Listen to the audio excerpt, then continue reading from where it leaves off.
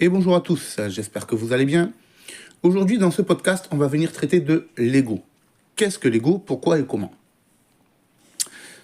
Donc, question principale, qu'est-ce que l'ego? L'ego est une fonction du corps physique qui va venir singer la conscience, qui va se prendre pour l'égal de la conscience, qui va essayer de se faire passer pour la conscience. Mais en réalité, c'est le mental qui crée ça.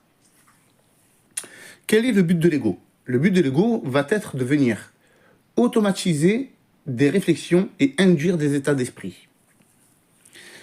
Sur quoi est-ce que ces réflexions et ces états d'esprit vont être basés?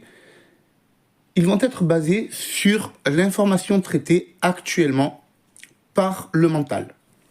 Le but de venir générer cet état d'esprit et ces réflexions par l'intermédiaire de l'ego, c'est d'être dans le souci d'être accepté, quitte à imposer son opinion ou son état d'esprit.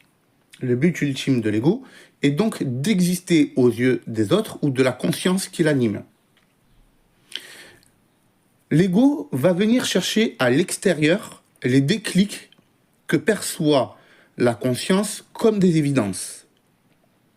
L'ego va donc venir matérialiser ces déclics dans la matière et chercher la reconnaissance à l'extérieur de lui-même ou au niveau de la conscience qui l'anime pour venir valider et justifier l'état d'esprit qu'il a induit. Donc, le but de l'ego va être de venir faire une expérience face à un état d'esprit qui va reposer sur une pensée et vice-versa pour voir si sa théorie est bonne. Pourquoi? Pour pouvoir exister, prouver qu'il existe. Voilà, c'est ça le but de l'ego.